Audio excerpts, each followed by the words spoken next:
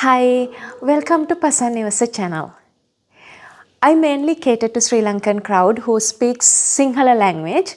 However, today I thought of giving this introduction in English because I feel the subject that I'm going to discuss with you today will be beneficial for those who live in California. This is specific to California law that I'm going to talk about today. This is landlord and tenant law, where I was a landlord and I had a very bad experience with a tenant. So I thought of talking to you guys about this experience. If you like to follow me through this discussion, I kindly request you to turn on subtitles so that you can stay with me. Also, just remember that this is no way a legal advice. All what I'm doing is sharing my experience with you. If you want to get some legal advice, please speak to a lawyer. That is the best thing you could do. Do not talk to anybody else. Just talk to a lawyer and get their advice. And of course, you can talk to your friends and get their experience. But the best thing is to talk to a lawyer if you are going through this situation.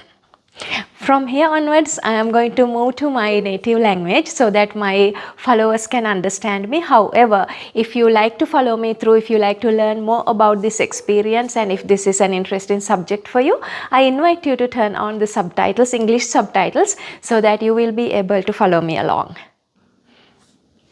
එහෙමනම් ඉතින් ඔන්න මම සිංහලට බැස්සා. මගේ ආදරණීය මම හැමදාමත් ආදරෙන් වැළඳ ගන්න ඔයගොල්ලොත් එක්කලා මම හිතුවා මගේ මහත්තයාගේ ජීවිතේ අපි දෙන්නට වැරදිච්චම තැනක් ගැන කතා කරන්න. මෙච්චර කාලයක් අපි දෙන්න කසාද බැඳලා මං හිතන්නේ මේක තමයි අපි දෙන්නගේ ජීවිතේ ගොඩාක් වැරදිච්ච තැන. වැරදිම මිස්ටේක් එකක් ගත්ත තැනක්. ඉතින් මේක ඔයගොල්ලොත් එක්ක බෙදා ගන්න හිතුවේ. එකක් මේකෙන් ගොඩක් දෙනෙක්ට බෙනිෆිට් වෙන්න පුළුවන්. ගොඩක් දෙනෙක් මේකෙන් බෙනිෆිට් වෙන්න පුළුවන්. මෙහෙ ඉන්න කෙනෙක් ස්පෙෂලි මම දැන් කැලිෆෝනියාවල ඉන්නේ. ඉතින් මම ගොඩක් අද කතා කරන්න යන්නේ කැලිෆෝනියා ලෝ එක. මම මුලින්ම කියන්න ඕන මේක දැන් මම මේක මේ ලෝ ඇඩ්වයිස් දෙන්න එහෙම නැත්නම් ලීගල් ඇඩ්වයිස් දෙන්න නෙමෙයි මේක කතා කරන්නේ. කරුණා කරලා ඒ විදිහට මේක ගන්න එපා. මේ අපේ එක්ස්පීරියන්ස් එක තමයි අපි බෙදා ගන්න හදන්නේ ඔයගොල්ලොත් එක්කලා. ඉතින් දැන් මම මීට අවුරුද්දකට කලින් අපි අපේ දෙවනි ගේ පර්චේස් කරනවා. අපි දෙවනි ගේ මිලදී ගන්නවා. ඒ මිලදී ගන්න අපි ලොස් ඇන්ජලිස් කවුන්ටි එකෙන්. ඉතින් මේ ගේ මිලදී ගත්තාම අපිට දැන් එතකොට අපිට ගෙවල් දෙකක් තියෙනවා. එතනදී අපිට සිද්ධ වෙනවා දැන් අපිට මෝගේජ් දෙකක් ගෙවාගෙන යන්න පුළුවන්. ෆයිනෑන්ෂලි අපි එච්චර ස්ටේබල් නැති නිසා අපිට සිද්ධ වෙනවා එක ගෙයක් රෙන්ට් එකට දෙන්න. එහෙම නැත්නම් කුලියට දෙන්න. ඉතින් ඔතනදී අපි තීරණය කරනවා අපි ලොස් ඇන්ජලිස් කවුන්ටි එකේ තියෙන ගෙදරට මූව් වෙලා දැන් මම මේ ඉන්න ගෙදර මේක අපි කියන්නේ රිවර්සයිඩ් කවුන්ටි එකේ තියෙන මේ ගෙදර මේක අලුත් ගෙයක්.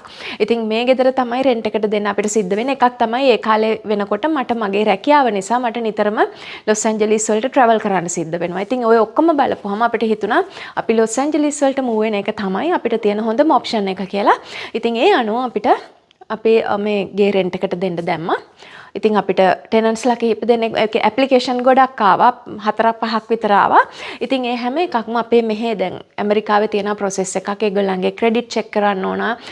ඒගොල්ලන්ගේ හිස්ටරි එක ඔක්කොම චෙක් කරන්න පුළුවන්. ඉතින් ඒ බෑග්ග්‍රවුන්ඩ් චෙක් එකක් කරන්න ඕනේ. ඉතින් ඒ ඔක්කොම කරලා බලපුවාම අපි කිහිප දෙනෙක්ගේම ඇප්ලිකේෂන්ස් අපිට රිජෙක්ට් කරන්න සිද්ධ වුණා. ඉතින් දැන් ඒ සමහර අපි රිජෙක්ට් කරපු ඇප්ලිකන්ට්ස්ලා දෙන්නෙක් විතර හිටියා. ඇත්තටම දැන් අපිට කතා කරද්දී අපිට දැනෙනවා ඒගොල්ලන්ගේ අපේ ගට් ෆීලිං එකෙන් කියන මේ හොඳ මිනිස්සු මේගොල්ලන් මේගේ බලාගනි ඒ වගේ අපිට අර දැනෙන දෙයක් තියෙනවානේ. ඉතින් අර ඒ දැනුණට දැන් අර අපිට මේ ස්පෙෂලි ක්‍රෙඩිට් රිපෝට් එක මේ අපි මෙහි ඇමරිකාවේ අපි ඕනම දෙයක් කරද්දී ක්‍රෙඩිට් රිපෝට් එක බලනවා. ඉතින් ඒ ක්‍රෙඩිට් රිපෝට් එක බලපුවාම අපිට දැනගන්න පුළුවන් එයාගේ ආදායම් තත්ත්වය සහ එයාගේ වියදම් තත්ත්වය කොහොමද එයාගේ ණය ගෙවාගෙන යාමේ හැකියාව එයාට තියෙන ඒ කියන්නේ එයාට ගෙවන්න තියෙන දේවල් ගෙවාගෙන යෑමේ හැකියාව සහ හිස්ටරි එකේදී පාස්ට් එකේ එහෙම නැත්නම් කලින් එයා කොයි විදිහටද මේවා ගෙවලා තියෙන්නේ කියන එක. ඒ වගේම තමයි එයාගේ ආදායමට අනුව එයාගේ ණය ඒ කියන්නේ ඒ රේෂෝ එක කොහොමද? ඔන්න ඔය වගේ දේවල් අනුව ක්‍රෙඩිට් ස්කෝ එකක් දෙනවා. ඉතින් ඔය ක්‍රෙඩිට් ස්කෝ එක සහ සාමාන්‍යයෙන් දැන් ක්‍රෙඩිට් චෙක් කරන කම්පැනි එකෙන්ම අපට සජෙෂන් එකක් එවනවා. ඒගොල්ලන්ගේ රෙකමෙන්ඩේෂන් එකක්. මෙයාට ගේ දෙන්න හොඳයිද? මෙයාට ගේ දෙන්න හොඳ නැද්ද කියලා. ඉතින් ඒ වගේ දැන් එහෙම ආපු ගොඩ ඇප්ලිකේෂන්ස් දෙකක් විතර තිබ්බා. අපිට දැන් කතා කරද්දී අපි හරි කැමතියි ඒගොල්ලන්ට. ඒ වුණාට දැන් පේපර් එකේ බලපුවාම ඒ රෙකමෙන්ඩේෂන් එක බලපුවාම අපිට යාලට ගේ දෙන්න බෑ. ඉතින් එහෙම රිජෙක්ට් වෙලා ඊට පස්සේ ඔන්න අපිට අන්තිමේදී මේ ගෙදර දෙන්න අපි තීරණය කරපු ෆැමිලි එක අපිට ඉතින් එයාගේ පේපර් එකේ ඔක්කොම හොඳයි. එයාගේ අපිට පේ ස්ලිප්ස්ද ඒ හැමදේම අපිට ලබලා දුන්නා. ඉතින් අපිත් ඒවා ඔක්කොම චෙක් කරා. බෑග්ග්‍රවුන්ඩ් චෙක් එකක් යනවා. බෑග්ග්‍රවුන්ඩ් චෙක් එකේදී චෙක් කරනවා අපි යාගේ ක්‍රිමිනල් හිස්ටරි එක මොකක්ද, යා මීට කලින් ගෙවල් වලින් එළියට දාලා තියෙනවද, අපි කියන්නේ එවික්ට් කරලා තියෙනවද කියලා. ඉතින් යාගේ එවික්ෂන් හිස්ටරි එකක් තියෙනවද, ඒ හැමදේම බලපුවම මේ කිසිම දෙයක් මේ පේපර් එකට අහුුනේ නැහැ. එහෙම නැත්නම් යාගේ බෑග්ග්‍රවුන්ඩ් චෙක් එකේදී කිසිම දෙයක් අහුුනේ නැහැ. ඒක හොඳයි කියලා ආවා. ඊට පස්සේ ඉතින් අපිත් කල්පනා කරලා ඉතින් දැන් හැමදේම හොඳට පේපර් එකේ තියෙන නිසා අපි ගේ දෙන්න තීරණය කරා. හැබැයි අර දැන් ගේ දෙන්න තීරණය කරන් මගේ මහත්තයාගේ දෙන්නගම හිතේ මොකද්දෝ අර මේ හරියන්නේ නැති වෙයිද කියලා පොඩි ඩවුට් එකක් හැමතිස්සෙම අපේ හිතේ තිබුණා. ඒ වෙලාවේ ඒගොල්ලන් අපිට පේමන්ට් එක කරා. ඒ කියන්නේ සිකියුරිටි ඩිපොසිට් එකේ හැම දෙයක්ම හරියට කරා. ඉතින් ඊට පස්සේ අපි හිතුවා සමහර කාලෙට මේ අපේ ගට් ෆීලිං එක වැරදි ඇති කියලා හිතාගෙන අපි ගේ දුන්නා. ගේ දීලා අපි අනිත් ගෙදරට මෝනා. ඉතින් දැන් මේ ගෙදර අර මං කලින් කිව්වා වගේ ගොඩක් අලුත්. දැන් මගෙත් එක්ක දිගටම ඔයා එකතු වෙලා හිටපු කෙනෙක් නම් මම මේ ගෙදර මීට කලින් පෙන්නලා තියෙනවා. ඉතින් ගොඩාක් ලස්සන ගෙයක් මේක. ඉතින් මම යනකොටත් මම මේ ලේඩිට මම බොහොම පැහැදිලිව කියපු දෙයක් තමයි මේක මම ගොඩක් ආදරය කරන්නේ. මම මේ ගෙදර රෙන්ට් එකට දෙන්න බලාගත්තු ගෙයක් නෙමෙයි. ඉතින් ඒක නිසා හොඳින් බලා ගන්න කියලා. ඉතින් ඒ නෝනත් කිව්වා හරි මම හොඳයි. අපි මේක හොඳින් බලා ගන්න. ඔයා ගැන worry වෙන්න එපා. එහෙම කියලා තමයි ඉතින් ඒගොල්ලන් අපෙන් ගේ බාරගත්තේ. ඉතින් කොහොම හරි ඔහම යනකොට අපිට මාස 5ක් විතර යනකම් රෙන්ට් එක හරියට දුන්නා. හැබැයි අනිත් දේ තමයි අපි කරපු එක මිස්ටේක් එකක් තමයි අපි යුටිලිටිස් එහෙම නැත්නම් වතුර, ඉලෙක්ට්‍රිසිටි, ගෑස්, ඉන්ටර්නෙට් ඊළඟට මේ ට්‍රෑෂ් ඒ වගේ හැමදේ. ඒ කියන්නේ සිටි එකකින් ලැබෙන සර්විසස් ඒ හැම දෙයක්ම අපි අපේ නමට තමයි තියාගත්තේ. ඉතින් දැන් අපි කල්පනා කරේ අපි ඒ ගැන එතනදී අපි පොඩ්ඩක් හොයලා බැලුවා මදි කියලා අපිට පස්සේ තේරුණා. ඉතින් දැන් මෙහෙ ලෝ එකේ හැටියට අපිට එහෙම තියාගත්තොත් එහෙම අපි දිගට මේකට රෙස්පොන්සිබල්. අපි ඒ ගැන තව ඉස්සරහට කතා කරමු. ඉතින් ওই වගේ වෙලා අපි කොහොම හරි කොන්ට්‍රැක්ට් එකක් සයින් කරලා අපි දැන් ලොස් ඇන්ජලිස් කවුන්ටි එකට පදිංචියට ගිහිල්ලා මේකේ දැන් දීලා මාස 5ක් විතර අර මං කලින් කිව්වා වගේ මේගොල්ලන් ගෙවාගෙන ගියා රෙන්ට් එක. ඊට පස්සේ 6 වෙනි මාසෙ විතර ඉඳන් රෙන්ට් එක පරක්කු වෙන්න ගත්තා. රෙන්ට් ඇක්චුවලි මාස 4කට පස්සේ. හරි. 4 වෙනි මාසෙන් පස්සේ එක දිග ඒ කියන්නේ අපිට රෙන්ට් එක දෙන එක පරක්කු වෙනවා සහ රෙන්ට් එක කඩ වගේ කියන්නේ $1000ක් දානවා, ආයෙ තව 500ක් දානවා. ඔහොම පොඩ දාන්න ගත්තා. ඊට පස්සේ ඒ කියන්නේ partial payments ගෙවන්න ගත්තා. ඊට පස්සේ මම මහත්තයාට කො මේක හරියන්නේ නැහැ. මෙතන මොකක් හරි ප්‍රශ්නයක් තියෙනවා කියලා. ඊට පස්සේ අපි මොකද ඒගොල්ලන්ට පොඩි දරුවෝ 3 දෙනෙක් ඉන්නවා. ඉතින් ඒ ගැන අපිට පොඩ්ඩක් හැමතිස්සෙම අපි අර ඒගොල්ලන්ගේ පැත්තෙන් හිතලා තමයි අපි හැමදේම ගොඩක් වෙලාවට තීරණය කරේ. ඊට පස්සේ මම ඊට පස්සේ අපි ඉතින් කතා කරන සමහරට බබාලා ඉන්න නිසා ඒගොල්ලන්ගේ ප්‍රශ්නයක්ද දන්නේ නැහැ. ඒ විදිහට හිතලා කොහොම හරි 5 වෙනි මාසේ 6 වෙනි මාසේ ওই විදිහට යනකොට දැන් 6 වෙනි මාසේ වෙනකොට නතරම වුණා ගෙවන එක.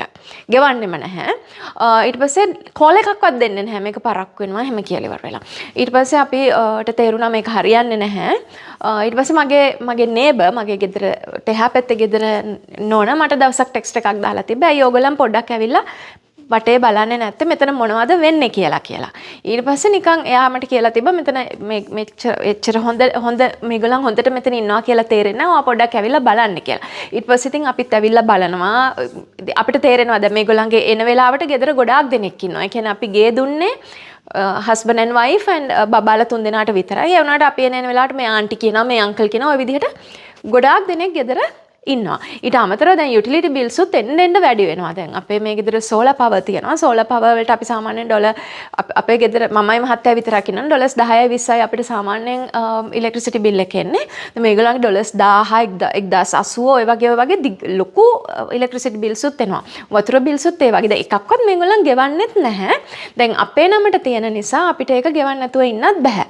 කොහොම හරි අපි දැන් ඊට පස්සේ ලෝයර් කෙනෙක්ට කතා කරලා අපි කිව්වා මෙන්න මේ වගේ අපිට ප්‍රශ්නයක් තියෙනවා. ඊට පස්සේ කැලිෆෝනියා වල තියෙනවා 3 day notice දෙන්න පුළුවන් කියලා. ඒ කියන්නේ මුලින් ඉඳන්ම යුටිලිටිස් පොඩ ගෙවන්නේ. කොහොම හරි දැන් මේ ලොකු දැන් බෑක්ලොග් එකක් යුටිලිටිස් වල බෑක්ලොග් එකක් තියෙනවා. දැන් රෙන්ට් එකක් ගෙවලා නැහැ. මේ වෙනකොට මාස 3ක් විතර රෙන්ට් එකක් දැන් ගෙවලා නැහැ. ඊට පස්සේ ලෝයර්ට කතා කරපුවාම මේ ලෝයර් කිව්වා යත් අවුරුදු 40ක් විතර මේ එවික්ෂන් process එකේ මේ ලෑන්ඩ්ලෝඩ් වෙනුවෙන් කතා කරන ලෝයර් කෙනෙක්. ඉතින් යත් එක කතා කරපුවාම එයා කියපු දේ තමයි මේක දැන් දිගටම ගෙවලා නැති නිසා අපිට ලීගලි පුළුවන් කමක් තියෙනවා මේගොල්ලන්ට 3 day notice දීලා කියන්නේ pay or quit. ඒ කියන්නේ එක්ක ඔයා ගෙවන්න ඕන එහෙම නැත්නම් ඔයා ගේ අතහැරලා යන්න ඕන. ඉතින් ඕක තමයි කැලිෆෝනියා වල තියෙන law එක. ඉතින් මං හිතන්නේ මේක සමහරක් states අද වෙන states වලත් තියෙනවා. එතකොට 3 day notice එක ඔන්න අපි දැන් මගේ law හරහා එයාලට serve කරා. 3 day notice serve කරලා ඒකේ තියෙන දේ තමයි ඒගොල්ලන් pay or quit ගෙව්වේ නැත්නම් එහෙම ගෙවන්නේ නැත්නම් එයාලා within 3 days මේක vacate කරනවා. within 3 days කියන්නේ ඒතකොට 3 business days. ඉතින් 3 business days ඇතුළතදී ඒගොල්ලන් මේක අපේ ගෙදර වැකේට් කරන්න ඕනි කියන එක තමයි නීතිය තියෙන්නේ. ඊට පස්සේ දැන් අපිත් එතනින් එහාට දේවල් අපිත් දැනගෙන හිටියේ නැහැ. ඊට පස්සේ මේක 3 day notice එක serve කරා. මේගොල්ලන් 3 day notice එක බාරගත්තා. බාර අරගෙන ඊට පස්සේ කිසිම සද්දයක් නැහැ. දවස් 3කුත් ගියා. මොකුත් නැහැ.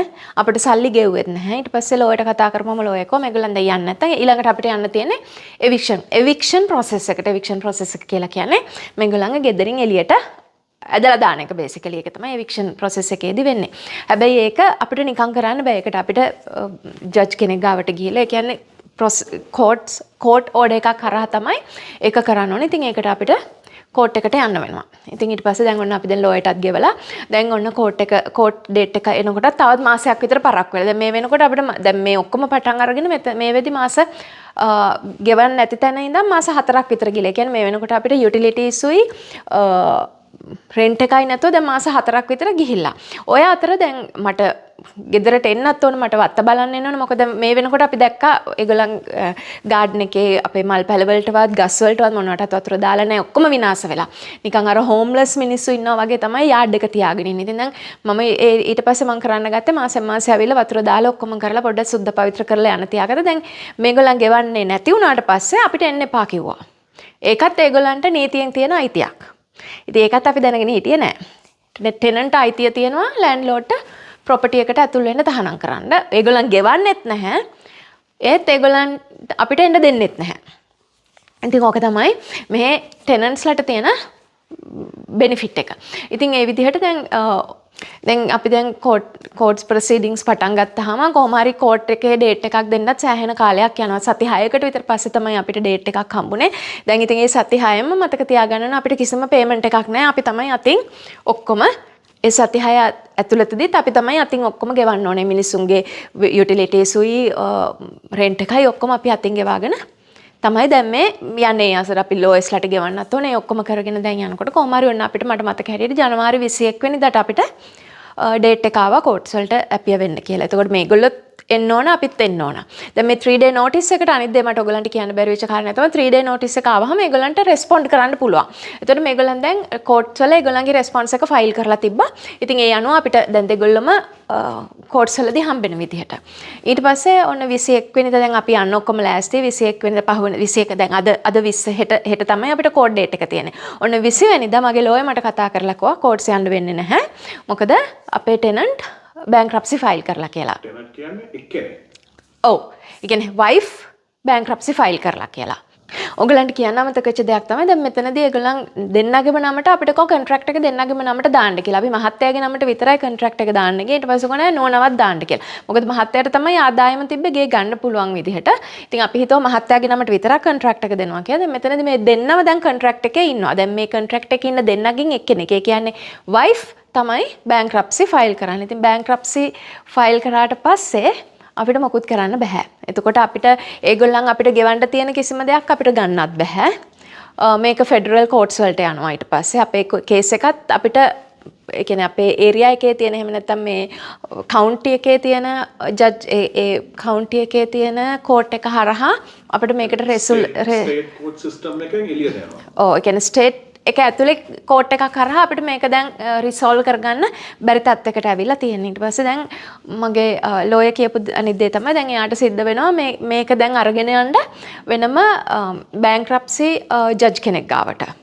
ඉතින් ඒකත් තවත් වෙනම අපි ඩොලර් 1500ක් වෙන මේකට ගෙවලා ඒකත් ලොකු ප්‍රොසෙස් එකක්. ඉතින් ඒකත් කවදා අපිට ආපහු මේගොල්ලන්ව ගෙදරින් එළියට දාන්න පුළුවන් විදිහට බැංක්‍රප්සි ගැන කරන ඒ ජජ් හරහා අපිට කවදා ඒ ඩිසිෂන් එක ඉද කියන එකත් අපිට කියන්න බෑ කියලා. දැන් ඔය බැංක්‍රප්සි එකේ තියෙන එකක් තමයි ඕක බැංක්‍රප්සි එක ෆයිල් කරන්න පුළුවන් chapter 7 chapter 7 11 13 chapters තුනකින් ෆයිල් කරන්න පුළුවන්. දැන් මේගොල්ලන් ෆයිල් කරලා තිබ්බේ chapter 7 එක හරහා.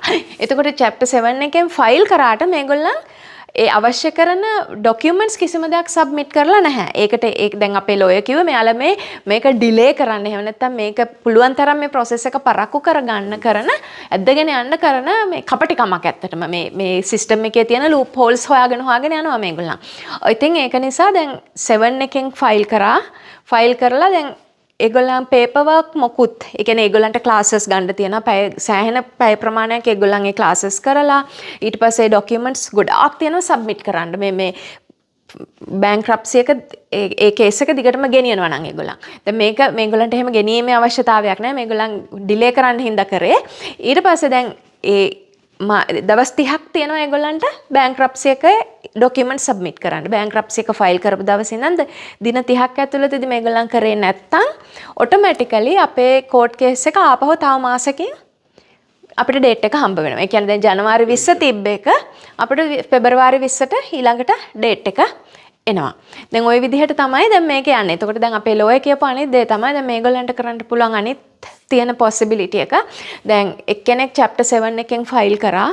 chapter 7 එකට documents මොකුත් submit නොකර මේගොල්ලන්ට පුළුවන් chapter 11 එකට යන්න. ඊට පස්සේ මාසයකට පස්සේ. එතකොට ඔන්න තව මාසයක් අදින්න පුළුවන් chapter 11 එකට ගිහිලා. chapter 11 එකේ තව මාසයක් ඇදලා chapter 13 යන්න පුළුවන්. එතකොට නෝනාගේ අවස්ථා තුනම ඉවර වුණාට පස්සේ පුළුවන් මහත්තයාට ෆයිල් කරන්න. ওই විදිහට තව මාස ගාණක් අපේ කේස් එක ඇදගෙන යන්න පුළුවන් විදිහට මේ සිස්ටම් එකේ එහෙම නැත්නම් ඒ ලෝ එකෙන්ම ඒගොල්ලන්ට පුළුවන්කම තියෙනවා. ඒතර දැන් මේ වෙනකොට අපිට දැනගන්න තිබ්බ අනිත් දේ තමයි දැන් මහත්තයා මේ වෙනකොට රස්සාවෙනුත් අයින් වෙලා අපේ ගෙදර ලොකු වර්ක්ෂොප් එකක් දාගෙන ඒක තමයි අර අපිට ඉලෙක්ට්‍රිසිටි බිල් එක මෙච්චර එන්න ගත්තේ. ඉතින් ඒක නිසා තමයි ලෝයර් කිව්වේ chapter 11 එකේනොත් මේගොල්ලන්ට පුළුවන්කම තියෙනවා. මොකද chapter 11 එක බලපාන්නේ බිස්නස් වලට. ඉතින් දැන් මෙයාට බිස්නස් එකක් තියෙන නිසා මෙයාට පුළුවන් chapter 11 එකත් පාවිච්චි කරලා මේ process එක තව දුරටත් ඇදගෙන යන්න කියලා. ඉතින් එහෙම කල්පනා කරලා බලපුවම අපිට ගණන් හදපුවම තව මේගොල්ලන්ට අඩුම තරමේ මාස 6ක් අපේ ගෙදර ඉන්න පුළුවන් කිසිම ප්‍රශ්නයක් නැතුව කිසිම ගෙවීමක් නොකර ඒගොල්ලන්ට අවශ්‍ය විදිහට මේ ගෙදර පරිහරණය කරගෙන ඉන්න පුළුවන් කියලා. ඉතින් මේක මටයි මහත්තයාටයි ලොකු ප්‍රශ්නයක්. එකක් තමයි ෆයිනෑන්ෂලි අපි මොගේජ් දෙකක් ගෙවන්න ඕන. අනිත් එක තමයි දැන් මේ ගෙදර මේ මිනිස්සු නිකන් ඉඳගෙන මේගේ විනාශ කරනවා, මේ ගෙදර බිස්නස් එකක් කරනවා, මේ ඔක්කොම තියනකොට අපිට තිබ්බ ඒ කාලේ මටයි මහත්තයාටයි හරියට කන්න බොන්න බෑ. අපි දෙන්න මාර ප්‍රශ්න. ඒ කියන්නේ අපිට ලොකු ස්ට්‍රෙස් එකක තමයි අපි ඒ දවස්වල අපි ගත කරේ. ඉතින් ඊට පස්සේ අපි කල්පනා කරගෙන කතා කරගෙන යනකොට අපේ එක යාළුවෙක් හිටියා. ඉතින් ජනකයව මම මතක් කරනවා. ජනකයා කිව්වා මේක ඔයගලන්ට දැන් කරන්න පුළුවන් අනිත් දේ හොඳම දේ මුන්ට කතා කරලා එහෙමකෝ. මුන්ට කතා කරලා මුන්ට කීයක් හරි දීලා මුන් එලවන්න එළිය. ගෙදරින් එළියට දාන්න කියලා. ඉතින් ඊට පස්සේ ඕක ඇත්තටම මගේ මහත්තයාගේ හිතේ වැඩ කරා. මොකද දැන් අපි ගණන් බලපුවාම මෙතන මේ මිනිස්සු ඉන්න තව මාස 6ක් මෙතන ඇද්දොත් එහෙම ඔය කියන විදිහට තව මාස 9ක්. ඔව් තව මාස 9ක් ඇත්තටම අපි ගණන් හදපෙන්නේ මාස 9ක් තව අදින්න පුළුවන්. එහෙම වුණොත් අපිට ඩොලර්ස් 50000ක විතර ලොස් එකක් එනවා මේ ගෙදර අපි මේ මිනිස්සුන්ට දීලා තිබ්බොත් එහෙම. ඊට පස්සේ ඔක්කොම කල්පනා කරලා බලලා ඊට පස්සේ මගේ මහත්තයා ගිහිල්ලා අපේ ලෝයව හම්බුනහම ඊට පස්සේ එයාත් කියලා තිබ්බා ඔයගලන් කැමති නම් ගිහිල්ලා මේගොල්ලොත් එක්කලා කතා කරලා බලන්න සෙටල්මන්ට් එකකට එන්න කැමති නම් ඔයගලන් සල්ලි දීලා මේගොල්ලන් එළියට දාන්න බලන්න කියලා ඉවරලා. මගේ මහත්තයයි අපේ රුෂාන් මල්ලි ඇවිල්ලා කතා කරා ගෙදර ලේඩිත් එක්කලා කතා කරලා කොහොම හරි ඒක දිගට ගියා. මුලින්ම පටන් ගත්තේ අපේ security deposit එක දෙන්නම් ඔයගොල්ලන් එළියට යන්න කියලා පටන් ගත්ත එක security deposit එක විතරක් මදි ඩොලර්ස් 10000ක් දෙන්න කිව්වා. ඊට පස්සේ කොහොම හරි ඩොලර්ස් 15000ට ගියා එක. ඊට පස්සේ ඔක ඩොලර්ස් 20000ට ගිහිල්ලා ඊට පස්සේ ඩොලර්ස් 25000ක් ඉල්ලුවා. ඊට පස්සේ මගේ මහත්තයා කිව්වා ඩොලර්ස් 25000ක් දෙන්නේ නැහැ. ඔයගොල්ලන්ට ඩොලර්ස් 20000ක් දෙන්නම් කැමති නම් යන්න. එහෙම නැත්නම් අපි මේක courts වලදී settle කරගමු කියලා. හැබැයි එතනදී අපිට දැනিলা තිබ්බ එක දෙයක් තමයි මේ මිනිස්සු කැමති නැහැ ඒගොල්ලන්ගේ records වලට eviction එකක් යනවාට. මොකද ඒගොල්ලන්ගේ records වලට eviction එකක් එහෙම නැත්නම් ගෙදරකින් මේගොල්ලන්ව බලෙන් එළියට දැම්මා කියන record එක ඒගොල්ලන් කියන එක ඒගොල්ලන්ගේ records වලට ගියොත් එහෙම යාලට ආයේ කවදාවත් ගයක් කුලියට ගන්න බැරි වෙනවා. ඉතින් ඒක නිසා ඊට පස්සේ ඒගොල්ලන් මගේ මහත්තයාට කියලා තිබ්බා හරි අපි 20000ක් අරගෙන යන්නම් හැබැයි එවික්ෂන් එක අපේ රෙකෝඩ්ස් වලට එන්නේ නැති විදිහට මේ කෝට් කේස් එක අපේ රෙකෝඩ්ස් වලින් අයින් කරන්න කියලා. ඊට පස්සේ මගේ මහත්තයා ඒකට කැමති වෙලා කොහොම හරි ඊට පස්සේ ඒගොල්ලන්ට සිද්ධ වුණා ඒගොල්ලන්ගේ බැංක්‍රප්සි එක ඉල්ලලා අයින් කරගන්න. මොකද බැංක්‍රප්සි එකක් තියෙනකොට අපිට එයාලට පේමන්ට් එකක් කරන්නත් බෑ ඒගොල්ලන්ට පේමන්ට් එකක් ගන්නත් බෑ. ඉතින් ඒක නිසා ඊට පස්සේ ඒකත් ගොඩක් back and forth එක ඩිස්කෂන්ස් ගිහලා කොහොම හරි මේගොල්ලන් බැංක්‍රප්සි එක ඉල්ලලා අයින් කරගත්තට පස්සේ අපි ඇවිල්ලා ඩොලර්ස් 20000ක් දීලා අපේ ගෙදර ඉඳලා ඩොලර්ස් 20000කුත් අරගෙන ඊට පස්සේ ඔන්න අපිට ගේ බාර දීලා මේ මිනිස්සු යන්න ගියා. හැබැයි ඉතින් ගියාට පස්සේ අපි ගෙදර ඇවිල්ලා ඔක්කොම චෙක් කරනකොට හැම දෙයක්ම විනාශ කරලා. ගොඩාක් ඒ කියන්නේ එළියෙන් බලපු ගමන් සමහරක් දේවල් පේන්නේ නැහැ. ඒ වුණාට බාත්රූම් එක බාත්රූම් එකක තනිකරම අර බ්ලැක් මෝල්ඩ් හැදෙන්න යවලා තියෙනවා. මොකද මෙහි කැලිෆෝනියා වල මම දන්නේ අනිත් ස්ටේට්ස් වල ගැන මම දන්නේ නැහැ. කැලිෆෝනියා වල බ්ලැක් මෝල්ඩ් හැදුනම ටෙනන්ට් පුළුවන් ලෑන්ඩ්ලෝඩ්ව සූ කරන්න. ඒගොල්ලන් අසනීප වුණා මේ බ්ලැක් මෝල්ඩ් නිසා කියලා. ඉතින් අපි හිතනවා ඒගොල්ලන් ඒ බ්ලැක් මෝල්ඩ් හැදෙන්න ඉඩ ඇරලා තියෙනවා. මොකද එතකොට ඒගොල්ලන්ට ඒකත් අපිට against පාවිච්චි කරන්න පුළුවන් වෙන. මොකද මගේ බාත්රූම්ස් එකකවත් බ්ලැක් මෝල්ඩ් තිබ්බේ නැහැ. මම ගොඩක් ආදරෙන් බලාගත්තේ මේ ගෙදර. ඉතින් ඒක නිසා ඒ හැම දෙයක්ම මට අන්තිමේදී පැය එක බාත්රූම් එකක් සුද්ධ කරන්න මට පැය 4ක් ගියා. එච්චරට නාස්ති කරලා තිබ්බේ. ඉතින් ඒ වගේ හැම තැනම විනාශ කරලා බිත්ති වලට එන ගහලා හිල් කරලා ඒ වගේ ගොඩාක් දේවල් ඊට පස්සේ වතුර එන්නේ නැහැ සමහර බාත්රූම්ස් වලට. ඉතින් ඒ වගේ ප්ලම්බින් ඉෂුස් තිබ්බා.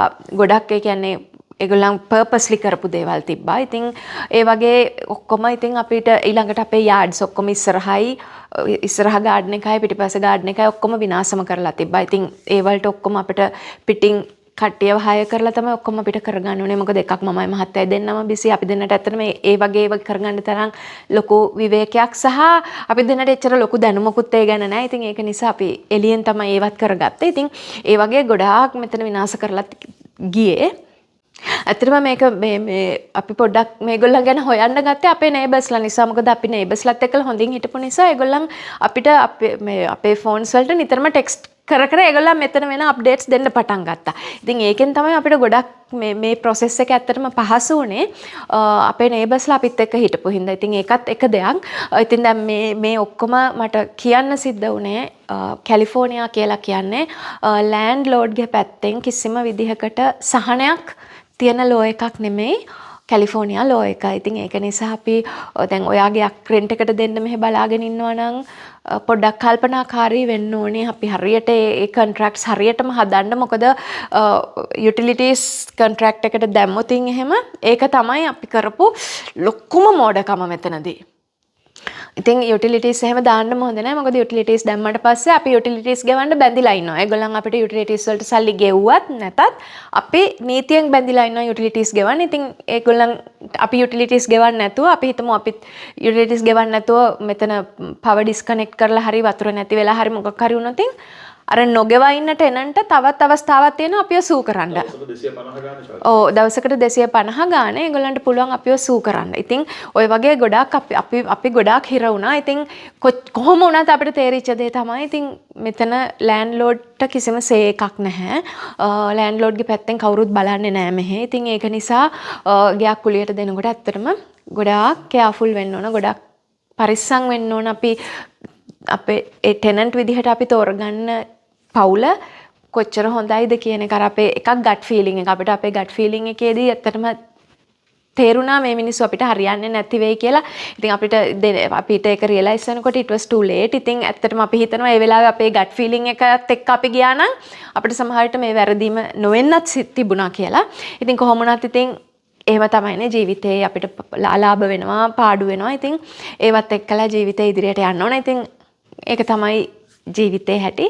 අපි ඉතින් ඒ පාඩු ඔක්කොම විඳගෙන ලොකුම සතුට තමයි ගේ හම්බෙච්ච එක. මොකද මේක මගේ ඩ්‍රීම් හෝම් එක. මට මේක කියන්නේ මේක නැති වෙයි කියන බය මට තිබ්බා. අන්තිම කාලේ වෙනකොට මේ මිනිස්සු මොනවා කරලා මේ කියන්නේ මෙතනින් අවුරුදු 2-3ක් යනකම් වුණත් අල්ලගෙන හිටපු තැන් තිබුණා. ඒ කියන්නේ අපේ මේ එක්ස්පීරියන්ස් එකත් එක්ක අපි දැන් අනිත් දන්න අයත් එක්කලා ඒ කියන්නේ යාළුවන්ගේ යාළුවෝ දැන් මගේ ඔෆිස් එකේ අයත් ඒ වගේ කතා කරනකොට ගොඩක් දැනගත්තු දේ තමයි සමහරක් අයට අවුරුදු දෙක විතර අධික්ෂ තැන් තියෙනවා. අර අපි දන්න හොඳ ගොඩක් සල්ලි තියෙන මහත්තයෙක්ගේ ගෙයක් දීලා මාස 9ක් එයාගේ දුවත් ලෝය කෙනෙක්. ඒත් මාස 9ක් යනකම් ඒගොල්ලන්ට ගේ ගන්න බැරි වෙලා තිබ්බා. ඉතින් එහෙම බලනකොට අපි හිතනවා අපි ඩොලර් 20000ක් අතින් දීලා හරි මේ මිනිස්සුන්ව එලවගත්තු එක ඇත්තටම අපිට හම්බෙච්ච ජයග්‍රහණයක් කියලා කොච්චර ලොකු ඒක අපිට ෆයිනෑන්ෂලි ලොකු පාඩුවක් වුණත් මේ ගෙදර දිගටම ඉඳලා මේක විනාශ කරනවට වඩා මේ මිනිස්සුන් එළියට දාගත්ත එක මොකද මම අර කලින් කිව්වා වගේ මට තිබ්බ ලොකුම බයක් තමයි අපිට ගේ නැති වෙයි කියලා. ගේ නැති වෙයි හරි එහෙම නැත්නම් අපිට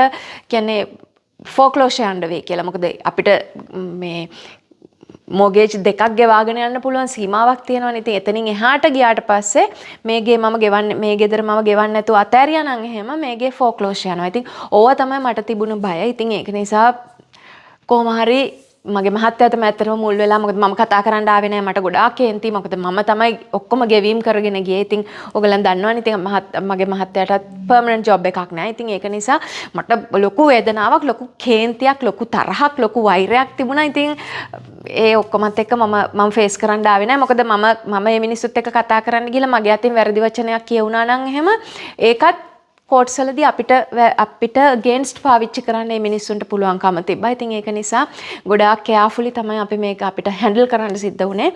ඉතින් මම මේක බෙදා ගන්න හිතුවේ එකක් මේක ලංකාවේ ඉන්න ඔයාට ගන්න පුළුවන් දේ තමයි අපිට වැටෙන තැන්වලදී කොහොමද ඒ ඔක්කොම උහුලගෙන කොහොමද අපි ආපහු hina වෙලා නැගිටින්නේ කියලා. ඉතින් අපේ සේවිංග්ස් ගොඩාක් ගියා අපිට කියන්නේ සෑහෙන්න අපිට පාඩුයි. ඒ වුණත් අද මේගේ හම්බෙච්ච එක ගැන අපි ඒක තමයි අපි බ්ලෙසිංග්ස් කියලා අපි ගන්න මේක අපිට බ්ලෙසිං එකක් ගේ ආපහු ගන්න පුළුවන් වෙච්ච එක. ඉතින් ඒක මේක මට ඔයගොල්ලොත් එක්කලා බෙදා ගන්න ඕන උනේ ඒකයි කවුරු හරි මෙහෙ ඉන්න කෙනෙක් නම් ඔයා මන් දන්නා මගෙත් එක්කලා ගොඩාක් කැලිෆෝනියා වල ඉන්න අපේ ශ්‍රී ලංකන්ස්ලා එකතු වෙලා ඉන්නවා. ඉතින් ඔයාලට මේ ගැන තව මොන හරි දැනගන්න ඕන නම් මගේ පසන් නිවස ඊමේල් එකක් දාන්න මම කතා කරන්නම්. මොකද සමහරක් දේවල් මෙතන අපිට කියන්න බෑ. මොකද අපේ සෙටල්මන්ට් එකේ තියෙන දේවලුත් එක්කලා ගොඩාක් සමහර දේවල් අපිට කතා කරන්න බෑ. නමුත් මම ආයෙත් කියනවා මේක මේ ලීගල් ඇඩ්වයිස් දෙන්න කරපු වීඩියෝ එකක් නෙමෙයි. අපේ එක්ස්පීරියන්ස් එක බෙදා ගන්න කරපු වීඩියෝ එකක්. ඉතින් එහෙමනම් මම හිතනවා මොන හරි දෙයක් ඔයාගේ ජීවිතයට එකතු කරගන්න පුළුවන් වෙන්නේ නැති මේකෙන්. ඉතින් කොහොම තමයිනේ ජීවිතේ අපි වැටෙනවා නැගිටිනවා. ඉතින් දැන් මේ වීඩියෝ එක ඔයාලා බලනකොට මම ඇමරිකාවේ නෑ අපි පොඩ රවුමක් ගහන්න මම දුල්කන් අංගිලත් එක්කලා යනවා කැනඩා පැත්තේ ගිහිල්ලා එන්න ලොකු රවුමක් පොඩි රවුමක් නෙමෙයි ඇත්තටම. ඉතින් එහෙම තමයිනේ මහත්තයාට යන්න වෙන්නේ නැහැ. මොකද බල්ලෝ දෙන්න ඉන්නවනේ. ඉතින් ඒගොල්ලන්ව බලා ගන්න කවුරුත් නැහැ අපිට. ඉතින් ඒගොල්ලන්ව ඩොග් කෙයා එකකට දාන්නත් බෑ. මොකද ඒගොල්ලන්ව බලා ගන්න කැමති නැහැ. මොකද අපේ ගෙදර ඉන්නවනේ ජර්මන් ෂෙපර්ඩ් බබෙක්. ඉතින් එයාව කවුරුත් බලා ගන්න බයයි. ඉතින් ඒක නිසා මහත්තයාට යන්න වෙන්නේ මම ඉතින් ගිහිල්ලා පොඩි රවුමක් දාලා එන්නම්. සමහරට වීඩියෝස් කරගන්න බැරි වෙයි මොකද මහත්තයා යන්නේ නැති නිසා. කොහොම වුණත් මොන හරි මම ලස්සන දේවල් ටිකක් එකතු කරගෙන ආපහු එන්නම් ඕගලන් හම්බෙන්න. එහෙමනම් ඉතින් ආයෙත් ඉක්මනින් ඕගලන් හම්බෙන්න එනකම් පරිස්සමෙන් සතුටින් ඉන්න.